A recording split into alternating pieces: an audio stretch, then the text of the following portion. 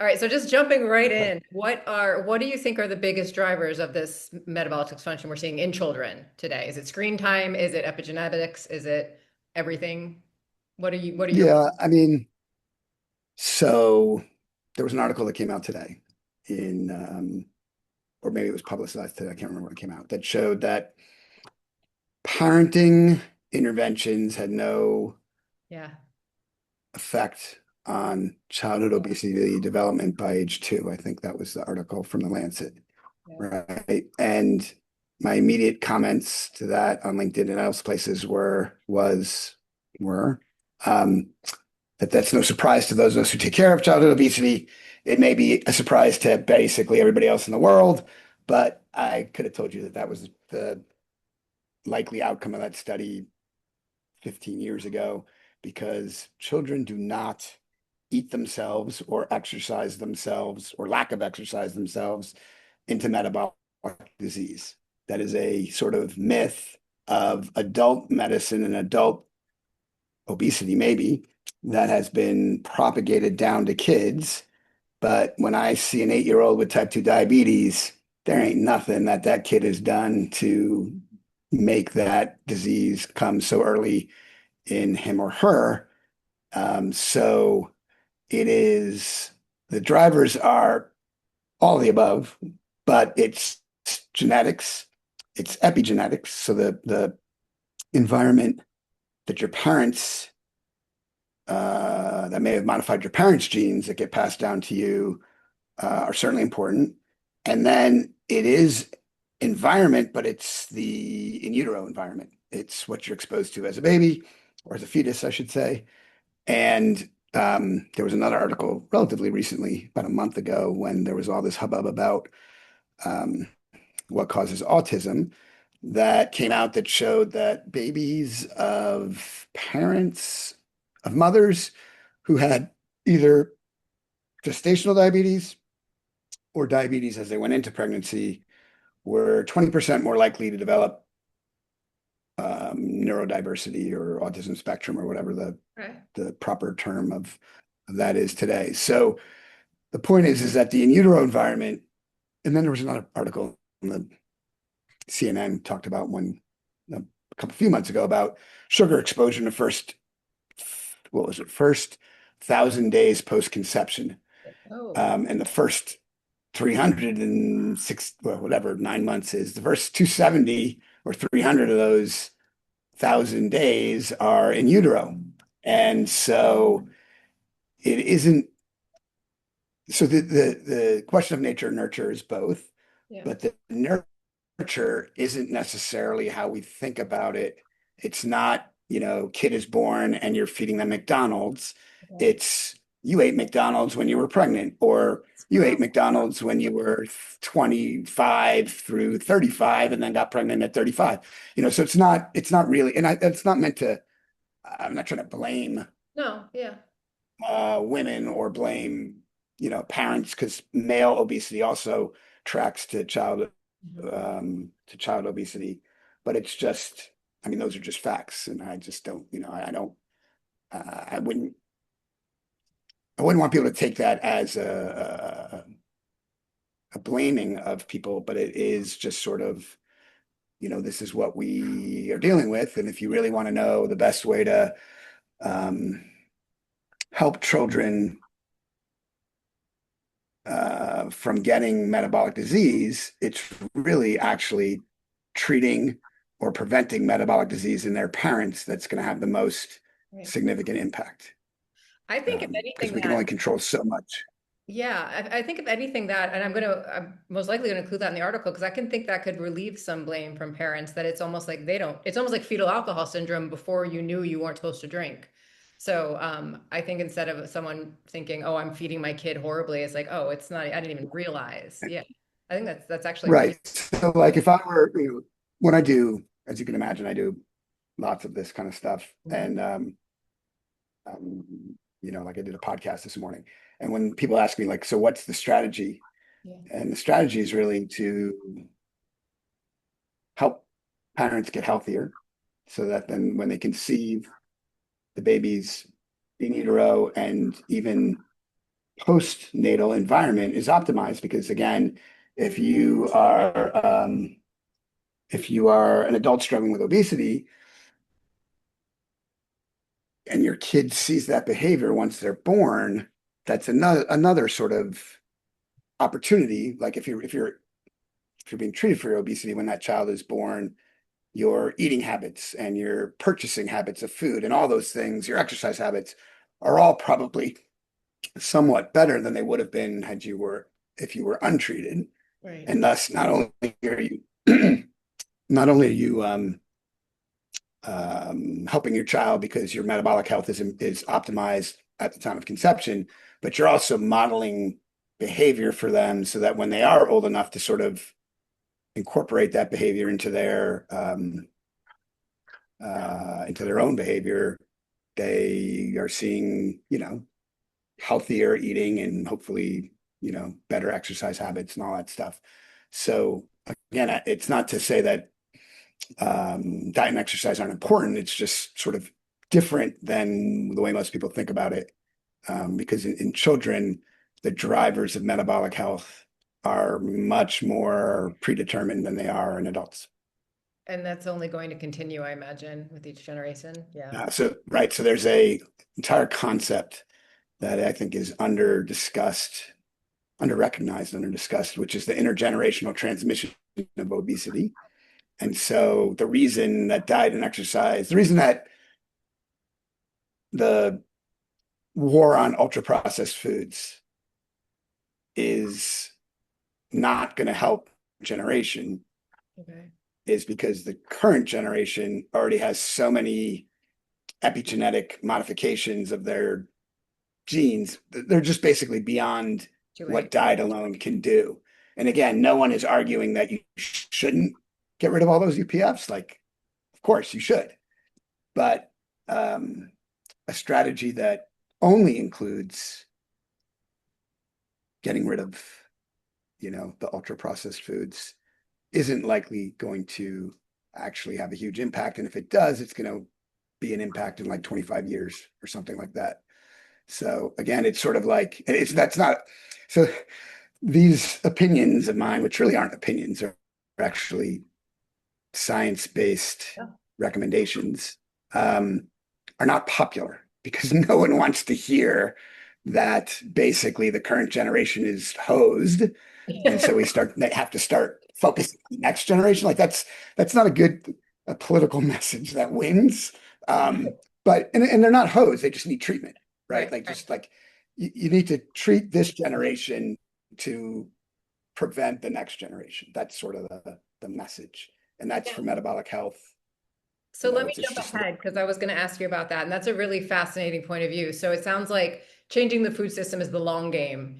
Is the short game right now surgery, GLP-1s? Like, is that yeah, and right. And obviously both surgery and GLP-1s are somewhat unscalable and untenable population wide, right? Like you can't really, unless you put semaglutide in the drinking water. Since we're taking fluoride out, we're going to put semaglutide in. You're just never going to treat 140 million adults. It's just never going to happen. So that it is it's going to be a medium game, a medium term game. No matter if we made treatment more accessible and more affordable, it still would only reach a fraction of the people who are at risk of putting their children at risk. okay? So we need to do the food policy changes. We Okay. probably need to figure out a way to get more exercise and back into schools and green spaces and all that stuff. Um, and we need treatment. And even with all that, even if we did everything perfect, it's still going to be difficult to turn the thing around in total because there are just so many Americans. I mean, 140 million, it's 40% of our population has obesity. And that is like, could we get it to 20% in a generation if we made treatment affordable and accessible to all and changed food policy and increased exercise opportunities? Maybe that might be a reasonable goal, but it's not going to get to zero. and it probably will never get to zero, unfortunately. Okay. Wow. Okay. Yeah, I This is don't, boring. such a downer. I'm not a No, downer, not a but you know what? downer. That's why I want to write this article because people need to hear it, you know? Well, and that's the reality. And so my mission as a childhood obesity treatment pioneer is getting more kids into treatment, because it's actually more cost effective to treat children. Do that. And so even if you're not, no matter what your um, angle, no matter what your goal, whether it's saving federal healthcare dollars, or just doing what's right for people, they both actually converge on obesity treatment in kids. Okay. But again, I'm not. Obesity treatment does include education about diet and exercise, and education about exercise, and education about what does metabolic health even mean. But it's just it's kind of like when the proposal was to remove sugar sweetened beverages from SNAP, Mhm. which may have actually happened in some states. Um, when I was asked about it, I said, again, great. Like, yeah, no one really needs sugar sweetened beverages. If you want to take it off of SNAP, okay, fine. It's not going to really improve anybody's health, unless you also give the people on SNAP access to farmers markets or other healthy options. Like, you can't just taking away one bad thing. Or when, like, Trump said, hooray for me, I've changed Coke from high fructose Right. corn syrup to cane Sugar. sugar. I was on TV saying, yeah, that doesn't matter if you drink 4 Cokes a day. It Right. makes no difference, Right. right? So, like, politics and real life are obviously vastly different. And what mostly happens in politics, and unfortunately in a lot of the medical world right now too, is people are going sort of for what's an easier sell. And, like, the whole food is medicine movement sort of irks me, because I mean, again, we should all eat healthier, Yeah. but to gaslight 140 million Americans with obesity that changing their diet is going to cure their disease is, it's unfair. And we have hundreds of published studies in the medical literature, or you just got to watch the recent Netflix Fit for TV, recent Oh, I haven't seen Netflix. it yet. Yeah. Yeah, it's worth a look. It's like Yeah. 3 episodes, I think. Mhm. But what I actually found super interesting about that, and this could be something that you include in your article if you want to, and I don't think anybody's noticed it other than me, because no one would have this perspective, but Okay. they um they interviewed a bunch of former contestants, Mhm. and at least two of the ones who regained all their weight say during the documentary, I had obesity as a child. And it struck me because the ones that they also interviewed some people who had kept their weight off. And those were, I was normal weight until I suffered an injury in high school. And then I was sedentary and gained a bunch of weight. And again, so immediately for me, I'm like, yeah, that's because they're two different diseases. When you have childhood obesity, you have much more of a genetic um, drive towards obesity, or genetic or epigenetic or whatever it is. But if you develop it as a late teenager, as an adult, you may still have a genetic predisposition, but it's not nearly as strong as if like one of the guys who won the show and then gained, he must be 500 pounds now. Um, he was like, yeah, I don't know what he said, but he was like, at age 8, I was already, 200 pounds or something like that. And I was like, of course, because, you needed lifelong treatment, and what you got was 6 months on TV and then thrown back out to the Right. world unprepared. So anyway, Oh, that's it's interesting. an I interesting. heard that. Yeah.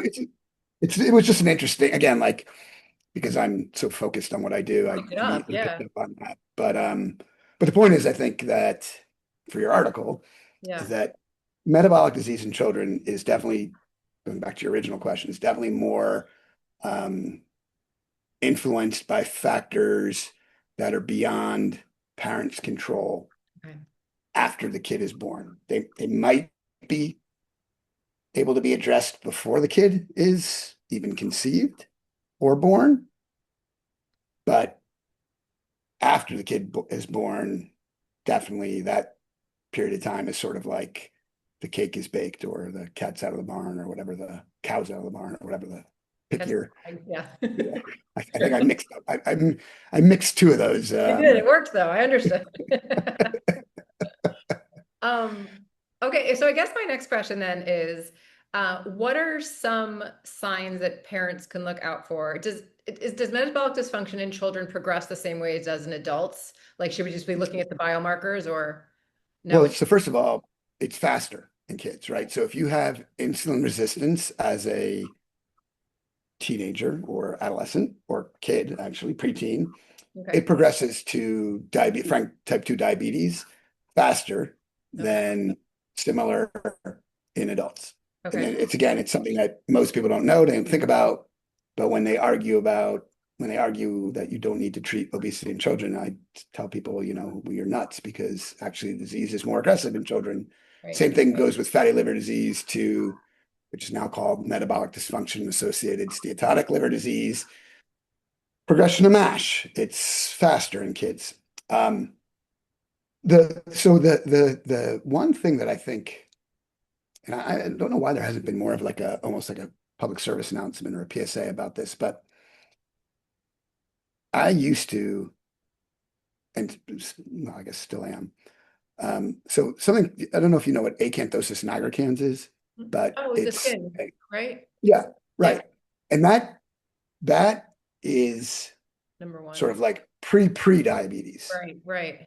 And I can't tell you how many times I would see a kid in clinic On their with neck. their parent, Yeah. and I'd see it on their neck, and I would tell them what it is, and the kid would turn to their parent and say, "See, I told you it wasn't dirt." You know what I mean? Like that people Yeah. just don't know Yeah. that that is a sign. That's like the earliest sign of metabolic dysfunction. It doesn't take more than a mirror to see obesity, Okay. but there are lots of people who don't necessarily think when they see their children with obesity, their child with obesity, they might not be happy about it or whatever, but they don't necessarily know how serious it could be. Right. So So is that an indicator more so in children or adults as well? I mean, same, more prevalent or is it's it the same? um I honestly don't know prevalence numbers, so I don't want to make that up. Okay. But it's certainly I can tell you that almost every kid that I saw in clinic That's it. with obesity had it, even if it was just mild. And again, people just don't look for it necessarily. Right. But I would be super hyper focused on it. Yeah. And it has a staging system, and stage one is hard to see unless you're looking for it. Right. But if you, again, my life is now ruined by my career, but like if I go to the supermarket, I can't help notice every person that has it and think to myself, I wonder if that person knows that they are metabolically unhealthy Yeah. Yeah. or cares Yeah. or like but I'll probably when we get off look at the prevalence numbers, but I bet there's no good way to measure it. Okay. um, But but there was that's a good tip. yeah. And I think in terms of in terms of actionable items, if you have dirt, if there's dirt on your child's neck that you can't wash off, it might be something else. That's a It might be perfect quote. acanthosis nigricans, Thank you you. know um, yeah. That'll be, yeah, great. That's a kind of a Unless you funny don't quote. want me to, I'm happy. No, no, no, I don't. I'm from New Jersey, I'm and paraphrasing. It I'd said I've made a career out of being somewhat controversial and whatever, works. It out works to of the get a message box. across. Yeah. Yeah, exactly. And I don't mind a little Jersey confrontation know, or Our readers tend to transparency. like it too. Our readers like the bold statement. So Yeah. And again, no, it's it's not fact. untrue. Yeah. Yeah. Um, you know, It's actually I vivid. had a I think a parent reading that would go, oh my gosh. And like I've seen that on my kid's neck. So I think that's really helpful. right. And I had a program coordinator who used to say to me, that just because the truth hurts doesn't mean it's not the truth. And so it's sort of the same thing here. Like, it's just the truth. If you see this in your kid, you just should be concerned. Yeah. And I think I saw a startup company that um, was using a phone app to diagnose common dermatologic conditions.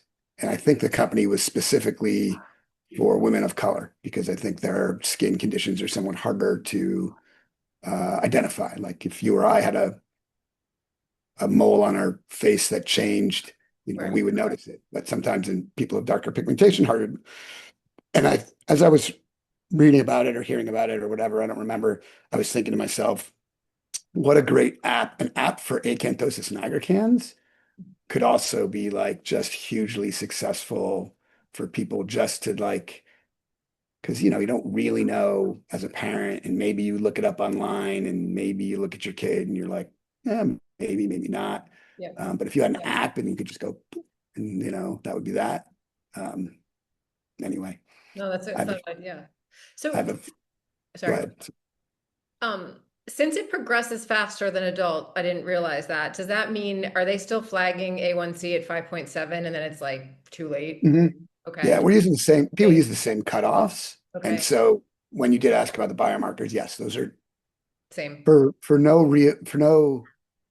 lack of a better way to make those assessments, we use the same numbers. Okay. Um, Again, we might be more aggressive in treating it if you're at a place where your metabolic dysfunction is identified and has a treatment program, which is a whole nother access to care issue. There aren't enough treatment programs for pediatric weight management or pediatric metabolic disease until it gets, until you get, if you get type 2, you can find an endocrinologist. If you get MASH, you can find a hepatologist usually, or a GI doc or whatever. But there's not enough there are not enough weight management programs where the intervention can be started before it gets to sort of I don't want to say end stage, but before it gets to the most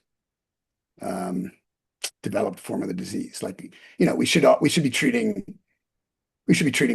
prediabetes or probably acanthosis nigricans in everybody. Okay. But the way our system is set up, you can't get a GLP-1 agonist until you have diabetes. Right. If Right. you have prediabetes, you can get it if you qualify for it by weight or your insurance company pays for it or whatever. Right.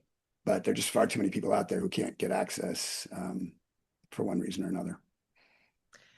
All right. So I have two more questions if you could hang on like a couple minutes over. Yeah, it doesn't matter to me. I don't mind. I could talk about this stuff all day. In fact, I I do could talk about this too. stuff Yes, all day. no, this is an important topic, so I really appreciate it.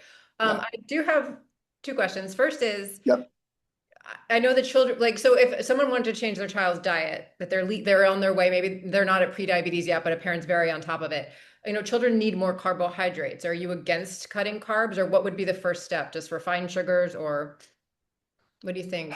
So yeah. So obviously, um, what's the term for it? Behavioral change is difficult, but that's not the word I'm looking for. So the psychologists talk about readiness for change, Right. um, and you obviously have to be both you and your child have to be on the same page in terms of readiness for change, right? So if you tell your kid to stop drinking sugar sweetened beverages, you can enforce that when the kid's in front of you. But if your kid's not in agreement, Yeah. they just go do whatever they want when they're not in front of you. So my approach to, and this can be another actionable item for you, Okay. is my approach to modifying diet in my patients, and people can do it with their kids or family members or whatever, is baby steps. So usually I start with sugar sweetened beverages because they're the worst for you. And depending on the number that the person consumes, I will try to come up with a reasonable goal. So if they're drinking 4 Cokes a day, I say, let's try to cut it to 2. I don't go from 4 to 0 because that's just really hard. And when people and kids fail, which is not a word I like to use, but don't achieve a goal that has been set out for them, it impacts them negatively and they become less inclined to continue to pursue that goal Right. or any goal. Right. So I always sort of, it's always baby steps and like reasonable, achievable baby steps. So maybe it's not even from 4 to 2. Maybe it's first week cut by one sugar sweetened beverage a day, second week by, another until you get to 0. And then when you're done with sugar sweetened beverages, let's move on to chips or whatever other dietary improvement you and your child can agree is a reasonable goal. And then if you just stack those up over time, you can get to a place where the diet is better. But I would also make sure that whatever parent is doing this sort of behavior modification, they got to do it themselves and they got to do it for the whole family. Can't be the kid alone. If you tell the kid alone that they have to do this, but nobody else in the family is doing it, it ain't going to happen. So that's what makes treating kids somewhat more difficult is that it's a family affair. And I've had lots of families along the way who will not budge on, well, I'm not taking Coke away from the rest of the family just because the one family member can't have it. My other family members are skinny. Why can't they have Coke? Well, they can't have Coke because you have one family member who's suffering from obesity and she needs your support right now, and her siblings or his siblings also need to support. So, if you have to have a Coke, they can have it outside of the house, just not in front of the one family member who needs to change their habits. No, that's good. That's helpful. I actually thought of another question, so I still have 2 more questions for you. Fine, that's fine. It's okay. What is the typical age you're seeing obesity present at? Is it getting younger and younger, or is it Yeah, just, yeah, 100%. okay. So yeah,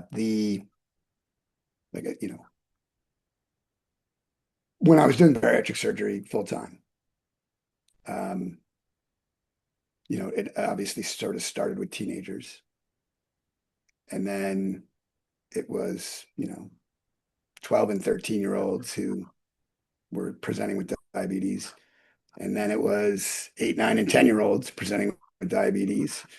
And at the end, it was even, I didn't necessarily operate on younger than, I don't know, 9 or 10 if they didn't have a genetic predisposition, a real genetic cause, like an identifiable single gene defect for their disease or syndrome. But yeah, the metabolically unhealthy child is younger and younger. And I would link it, I would make the analogy. It's sort of like girls are getting their first period younger and younger. Happening. It's the same kind of thing. Like obesity is driving a lot of the younger first menses because of the fact that adipose tissue makes estrogen. Right. So that can force people into early puberty or early menses. And then it's the same thing. Like it's just that everything is moving younger as our population grows bigger, I guess is the Yeah. that's actually a pretty good quote. Metabolic patients are getting younger and younger as our society gets bigger and bigger, or as our children get bigger and bigger, or something like that. You can wordsmith that one for me. Okay, I have your permission. And you're kind of opening my eyes. You're saying that's maybe not less or more, but the epigenetics is a bigger factor than our food system. So it's not necessarily that these kids are eating crap food. It could just be. Yeah, right. So the early days, Yeah. and actually probably still now, they're haters everywhere, right? And I used to, when I would go to academic meetings and people would like, truly in the very early days, people thought I was some crazy lunatic, which they might be right, but they weren't. It wasn't for the reasons they were accusing me that of.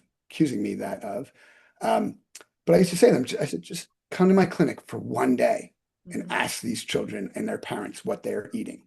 They are not eating 12 meals a week at McDonald's. They are eating the same thing as their peers. And I can show you households where they're all eating the same thing, and one kid has obesity and the other two don't.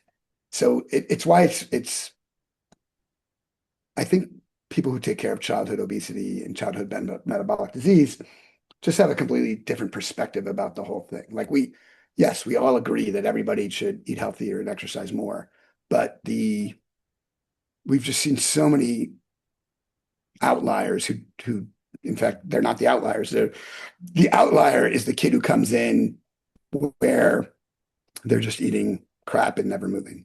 Yeah. And part of that's because by the time they get to a weight management clinic, they're already on the path to getting it. Like somebody's already tried to get them healthier. Yeah. So they're already doing a lot of that stuff. But again, and it is the food environment, but it's just the food environment through epigenetics, not necessarily through the path that most people think about it, which is still the same old calories in, calories out model, Right. which just really doesn't hold true anymore. It's really been, I mean, it holds true to a degree, Right. but again, actually, if you on this on the Fit for Media, Fit for TV, Yeah. the guy was saying that he was eating like 800 calories a day and burning 6,000 calories a day in order to win the competition. And like anyone who knows anything about metabolism would tell you that's actually incorrect, right? You should actually still eat about 1,800 to 2,000 calories a day because that'll be a much healthier weight loss and you'll probably actually lose more weight because your body doesn't think you're starving and isn't fighting you to keep the weight on.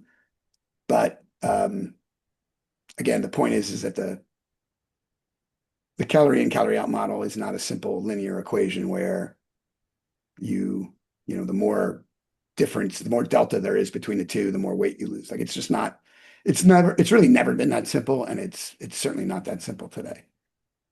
No, that's helpful. And you're also helping me rethink this article as first of all, I feel like we focus too much on the mechanisms when the real question is what can we do? So I think that's more important, kind of like at some point you have to be like, we don't know why it's happening, but it's happening. What should we do at? But also the epigenetic factor is so much bigger than I realized. I'm assuming then readers are in the same boat. So I might Yeah. Well, again, I frame it. mean, the Yeah. whole field of epigenetics is only what, 20 years old or something like that. Like we don't really understand that much about it anyway.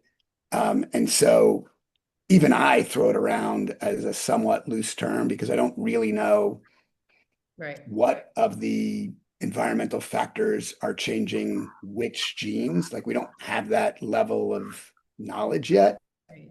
but um, but it is, so the food is medicine people do argue that it can't be the genes that have caused the obesity epidemic because genes can't change over 50 years. And it's been basically 50 years that we've had this obesity epidemic. Oh, And they're correct. But what can change over 50 years is epigenetics.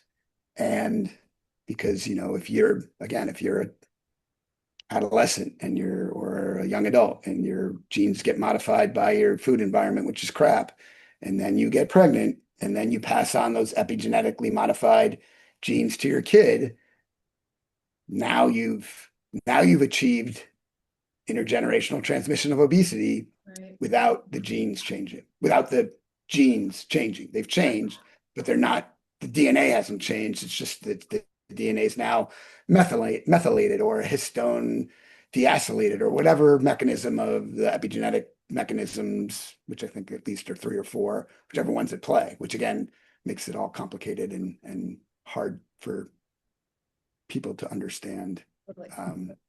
But yeah, I mean, I struggle with the simple way of explaining to people that it's not just the food environment. Yeah, I think It is the food environment.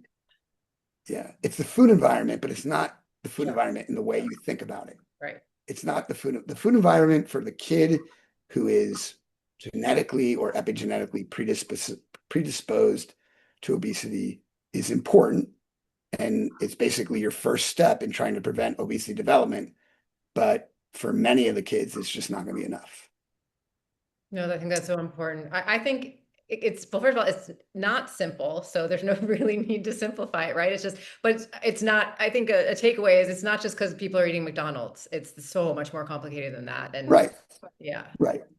It's and again, like, you know, all the trolls online on my YouTube videos or whatever are always posting, you know, but so there are a lot of people who still just think it's all about Yeah. eating too much and not exercising, you know, get the kid off the couch and make him run and he'll lose weight right away. That black And and it's white. like, no, the Yeah. science doesn't support that.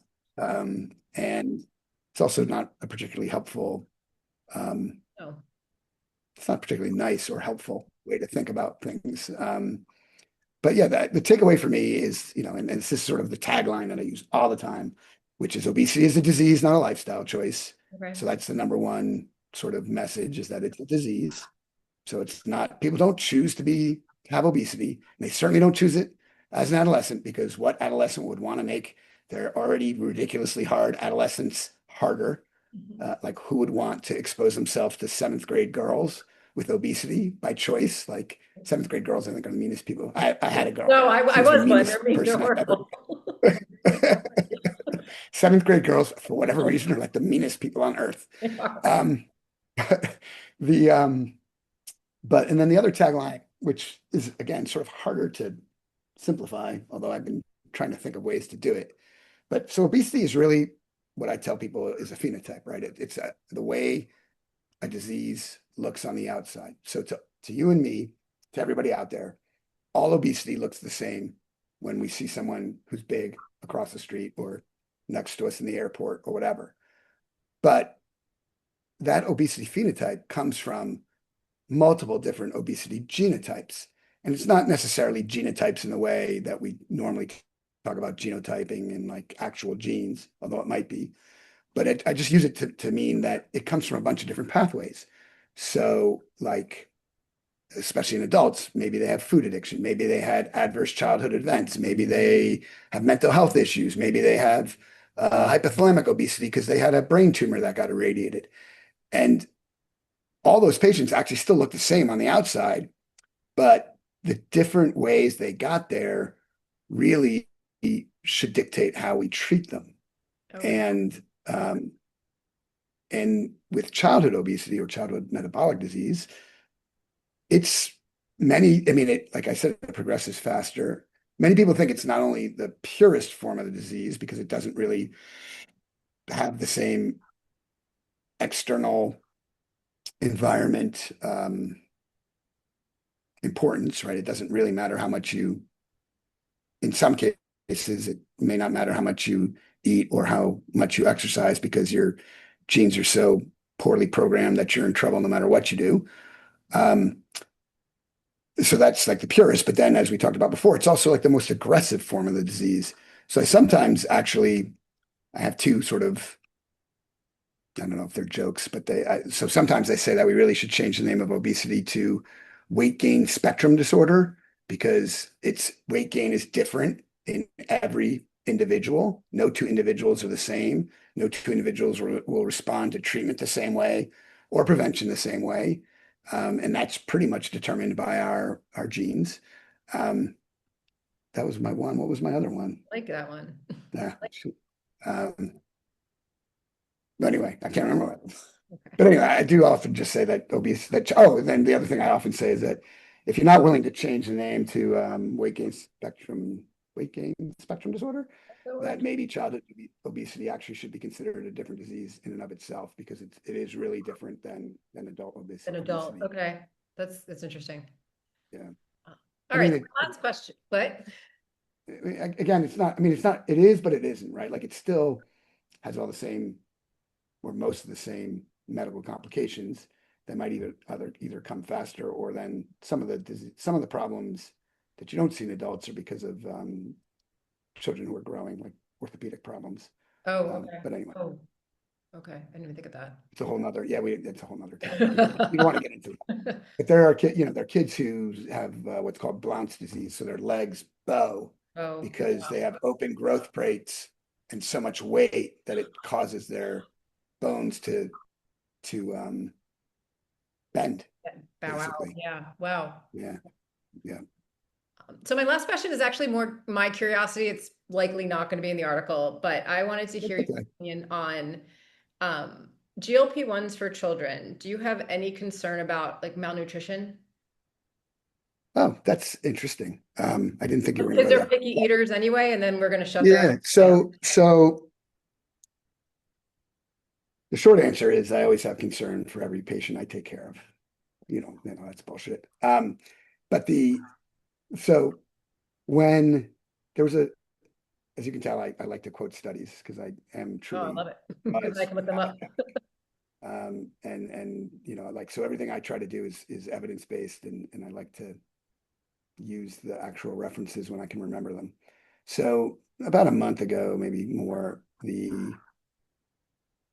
Lifestyle Medicine Association and maybe the Obesity Medical Association and the Obesity Society all came together to talk about eating habits or dietary support for patients on GLP-1s. Big article published in, I can't remember what journal, but made a lot of splash.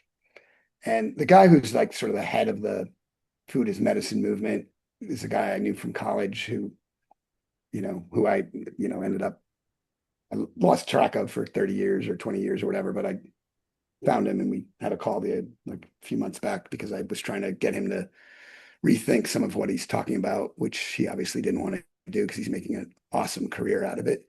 But I called him up and I said, you guys put together this eating habits for patients on GLP-1s as if it's some novel concept. Did you think about talking to the surgeons? Because we've been taking care of people who don't eat for 35 years, since 1991, when the NIH Consensus Conference first authorized or first supported bariatric surgery for the treatment of obesity. Like, we know how to care for people who eat 3 bites of food 5 times a day because that's what all of our patients do. Okay. So why did you guys like come up with this, all of a sudden new guidelines of what to do when we've been doing it all along? So that's a long-winded answer of saying, obviously, when I first started doing bariatric surgery in kids, I was super focused on their nutrition and their nutritional status because I was one of the first people in the country doing it. Didn't really know what was going to happen, although studies show. But they obviously kids are growing and you have to think about it. I also sort of thought to myself, well, what's worse going through adolescence or growing up with all this extra weight and the metabolic consequences it's creating, or creating some nutritional deficiencies that I can perhaps fix with, extra vitamins or whatever. Okay. So, but it turns out that there are definitely people who abuse the GLP-1s and have get malnourished. And adults, I haven't seen it in kids, but I'm sure it happens in kids, and probably kids who are able to get the GLP-1s through gray market or compounding pharmacies and are using it without medical supervision. And I'm sure their kids abusing it just like their adults abusing it. So it's a concern. And it's the reason why no one should basically take any of those meds without medical supervision and periodically checking one's nutrition. Okay. I do think, you want to pick it up early if it's happening. Right. And I think that, like the bariatric surgery patient basically is told to focus on protein, hydration, and your multivitamin. Okay. And usually you'll be fine if you do those 3 things. And frankly, it's sort of the same thing with GLP-1 agonists, especially because of the muscle mass issues with the GLP-1s, which, by the way, surgical patients also have muscle mass issues. But again, for some reason, no one has talked about that. But like, it's so funny to me because they're all, and I was post this on LinkedIn. I'd be like, why are you guys so focused on muscle mass loss after GLP-1 Yeah. treatment? Bariatric surgery patients lose all this muscle mass. No one ever complains Yeah. about, like, it's not symptomatic, and they lose way more weight than you're talking about with GLP-1s, and it's a non-issue. Like, why? It's just, anyway, it's part of our problem of the medical world is that we just don't learn from others. We just think we have to stay in our little silos and do it all ourselves. But again, long-winded way of saying, yes, it's a concern. Yes. Eating disorders, also a concern, although the data all support that treating obesity in kids actually lowers your likelihood of developing an eating disorder, not increases it. Okay. But it's always a concern when you do these things. And like any other intervention, every weight management intervention has pros and cons, and you just have to be aware of the cons, look out for them, prevent them if you can. And if you can't, again, like, so if 1 in 100 kids develops malnutrition on a GLP-1, it's going to be hard for me to say that the other 99 shouldn't have access to it. Right. It's more going to be like, I just need to figure out what's the way we can identify the one either earlier or before we even start the medicine so that we don't start it. Like when RFK is talking about vaccines and their complications, it's like, yeah, vaccines have complications. Everything has complications.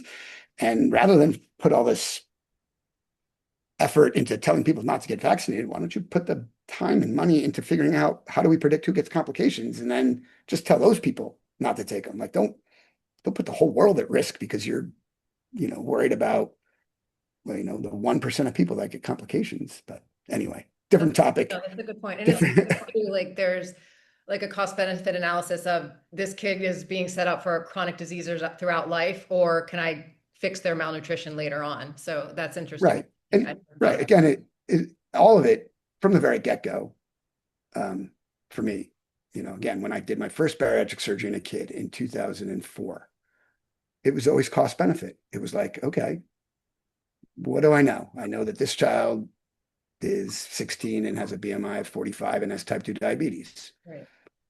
I know that weight loss will fix all of that. No one's ever done bariatric surgery, or very few patients have gotten bariatric surgery as teenagers. So what's the potential risk? Well, the potential risks are all the complications that adults get.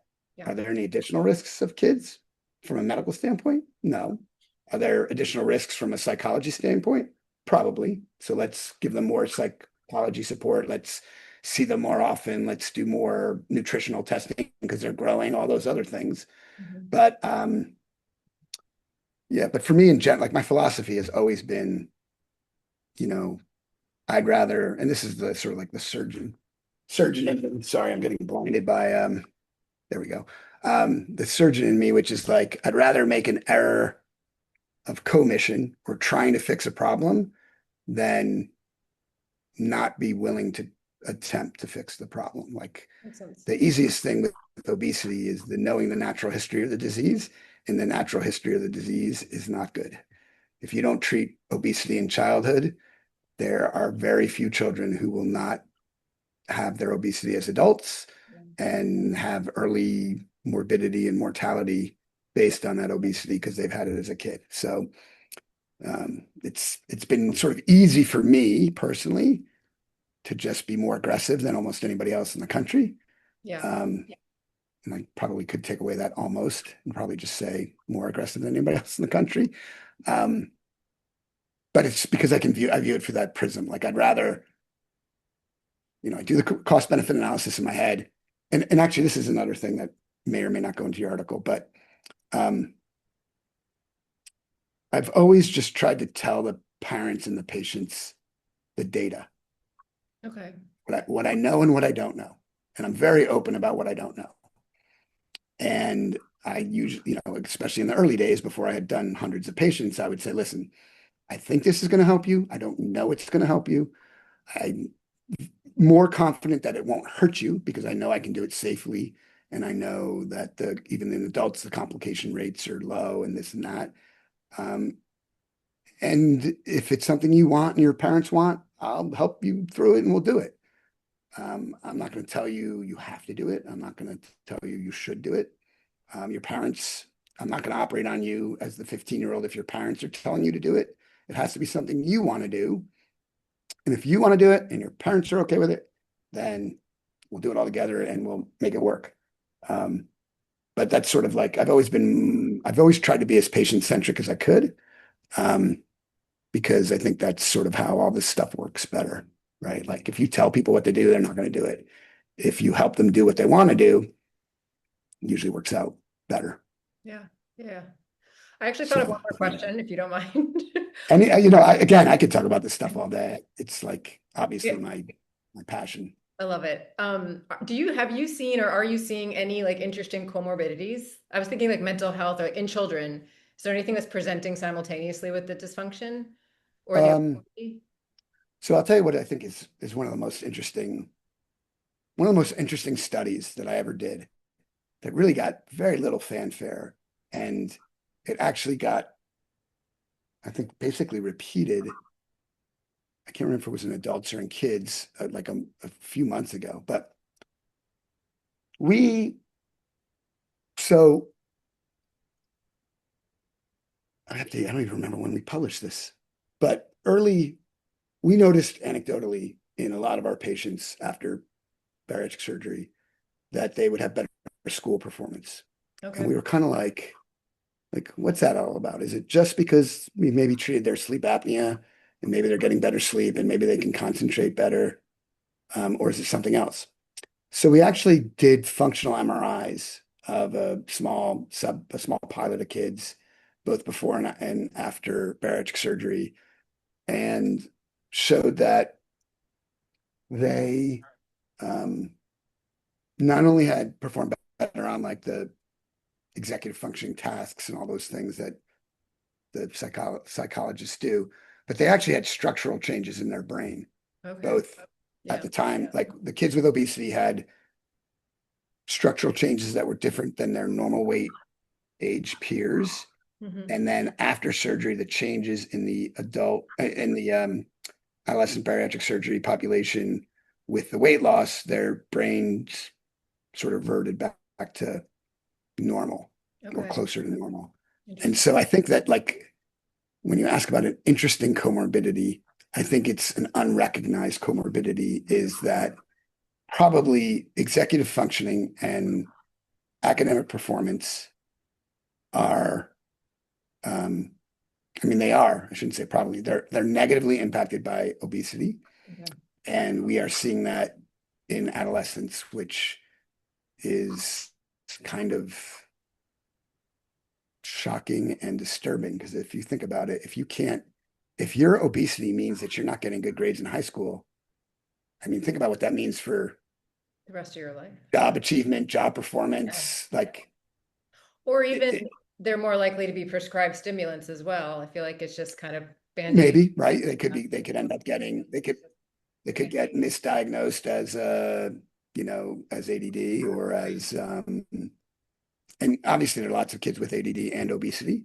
Um, and that's a whole nother that intermingling of mental health and obesity is a whole complicated topic for another article of yours or I maybe a submitted it book. yesterday.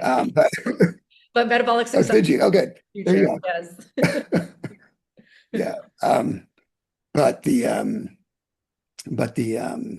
yeah, I would say like that was a interesting and somewhat alarming finding, Okay. which was that kids were that already obesity in adolescence was already causing poor cognitive functioning Yeah. and actually brain changes on MRI, which could be reversed with weight loss.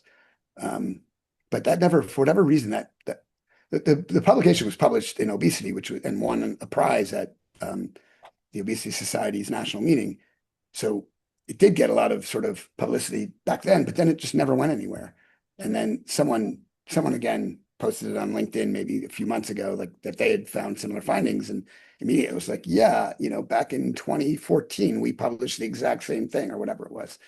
Could you send me But that or send me the link the to it? article, Yeah. yeah, I'll have to find it. But Okay. I mean, if I could find it too, maybe chat. no, I can find it. I just don't. I don't know if I have a. I certainly can find you the PubMed link. I Okay. just don't know if I have. I don't know if I have the access to the article itself. Okay. Although I might. I'd have to just check. But yeah, and I might. I mean, I'm just like it wasn't even my like I'm a middle author because the psychologists who were doing the study were the first and last authors. It was just in my patients, and I helped them recruit the patients and all that stuff. But again, so it's not like so I'm First author. not sending it to you because it will, like, I want you to publicize an Oh, article I that I get it. wrote. No, It's but really just, it's important, you know, and it'll back yeah, up me saying that it can lead to brain changes. So yeah. I mean, it's and I'll try to see if I can find the LinkedIn post where, okay. actually, I guess I can probably look that up in PubMed too. But I'll see what I can find and I'll send it to you for sure because I think it's a and it sort of goes along with Alzheimer's being type 3 diabetes. It's probably insulin resistance in the brain that we're seeing, and Yeah. that's why. So it is metabolic disease, Mhm.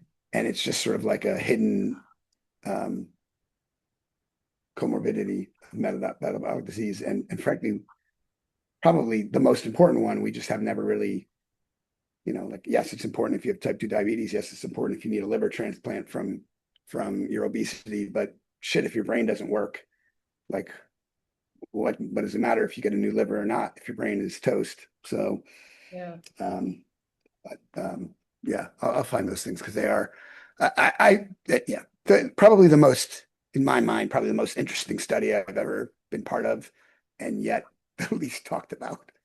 Um, Well, so I feel like I wrote an article probably last fall that was about because there was a recent study about brain changes and it was yeah, adult focused. yeah, Um, maybe that was the one that I'm talking about. Maybe it was a year ago, and my timeline is just off. it was yeah, my time Um, is far off too, and I'm forgetting all of it, even though I wrote the article. So that happens a lot. believe me, yeah, My yeah. retention is like, but Yeah, like I can't tell you, right? Yes, I have that problem with my own studies. I can't quote my own data or my own like, oh, I published this. Oh, I can't remember when or what your we brain's full. found, but I do remember that I published it and it was super important and interesting what we found. I just can't tell you any of that right now. So let me get back to you. I can see that Yeah. happening. Uh, Oh, But well, I anyway, really appreciate your time. I'm actually going to, as soon as we get off, I'm going to suggest to my editor that we flip it. So then this would be published, if I'm thinking correctly, week after next. So that would still be okay. in September, right? Again, I only do it just for the No, PR sake. oh, well, week after next will be October 1st. Damn it. Maybe I could get it done on the 30th. I think that'd be important, just for however they promote it, I mean, it's a nice way to promote it if Ah, it can great. happen. If not, what are you gonna do? All right. You can save it for next year, next September. We'll have all different Cool. data I'll then. look into those things Stats will and be I will, worse. yeah, exactly. I'll look into those things and I'll send you an Appreciate email. it. I have your email address or do I not? Do I have your email address? Um, if Oh, not, your email. So, yeah. Oh, sorry. okay. Go And I never did find That's the weird. That's weird. link. Um, Yeah. but yeah, my But email, you told me what it was. You I'm did sorry. tell me. I think on LinkedIn you sent me what your email I can. And it's was. just And it's just my last name at Gmail, but I can shoot you a message just so you have it. oh, okay. Because the one you sent me was like, oh, you said it came from like Heart and Heart and belly is Body or another, something. yeah. It's easier to remember Heart and than Belly. I'm not sure why you got it. Um, I wonder if something's off with my Zoom since you didn't get this link or I sent the wrong link. So I'll look into that. But so this will either be published hopefully week after next. If not the week after that, I will send you the link as soon as it's up.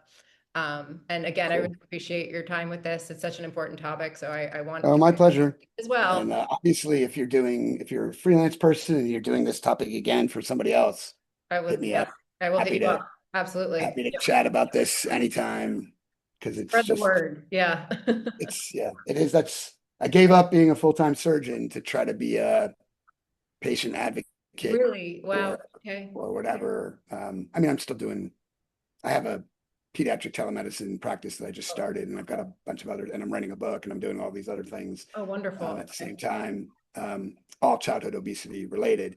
Um, but I sort of gave up the full-time operating gig because even though I was doing about 150 procedures a year, I just was like, if I do that for 15 years, I'm going to have treated 2,250 patients. But if I get on the internet and start trying to tell people what's up with this disease, maybe I can impact 200,000 people or 2 million people or whatever. Like I just decided the only way to scale it was for me to get out of the operating room and into the sort of public Yeah. A sector bigger or platform. whatever it's called. Well, let's definitely keep in touch because I'm actually very passionate about this too. Years ago, I started like a get your kids off sugar recipe thing, and I quickly learned that that's not the answer. Yeah, but I actually, so obviously I did a little due diligence on who you were as well, and I saw Yeah, that your health and wellness is your thing, and yeah, so but think, yeah, and again, it's like there, I actually belong to some of these lifestyle medicine groups because I'm like, you guys aren't wrong right. for what you're doing. Like you are, it is the right, you're correct to be trying to change people's behavior. You Yeah, just need to accept that that alone isn't going to do it right now. So let's work together. Like, let's not just be yeah, us versus them. Let's work together and imagine how much better your platform will be if some pediatric surgeon who operates on children with obesity is actually the one telling you that you need to stop eating sugar. Like it just, yeah, because the rest of the world would be like the surgeons only want to operate. But, right. if you're, so anyway, I've spent a long time trying to just break barriers and No, you've stereotypes really and all that opened stuff. my mind and kind of blown my mind with the like, it's too late with this generation. And we need to have interventions. I Yeah. don't know if I want you to quote me on I that won't, I one. I won't, don't know. I'm not gonna say that. My editor won't even Dr. let me Nadler say says this that. generation is totally beyond repair. Well, no, but That kind of would that we not need be. to bridge interventions, that yes, the food policy needs to change, but also we need to take action now because we're setting these kids are set up for lifelong chronic disease and we need to do something. Yeah. Yeah, exactly. I mean, right. And that's a simpler and much more tolerable message, which is, like, yeah, let's make food changes, but 15 million children who have an issue now need help now. Yeah. And that's not going to change whether they Cutting out candy. stay if they only eat food from the farmer's market versus are eating, Cliff Bars every day. Like it's Right. just not that is not going to be the difference for those kids. Right. So anyway, All right. Well, cool. Well, it was fun talking to you. yeah, you too. I'll be in And touch with the link and all that. Yeah. I'm sorry, I cut you off. yeah, and I'll get you the articles. I'll actually try to do that now before I head to the gym myself. Okay. And work off all the bad things that I ate five minutes ago. But that's just me. That's I'm one of those people that I'd rather exercise all day, every day, if it meant that I could eat all the crap that I want to eat. Get that. I So get that. I You try, people. I try not to eat up. Yeah, I try not to eat all the crap that I want to eat, but every now and then, like I had a dinner last night that had a bunch of processed meat, which was so good, but it was I'm so sure. bad for me. And now now I'm feeling terrible about it. So I'm going to work out like a fiend. There you go. But All all right. right, be in Enjoy. touch soon. Okay, I'll talk to you See soon. Thanks so much. Bye. you.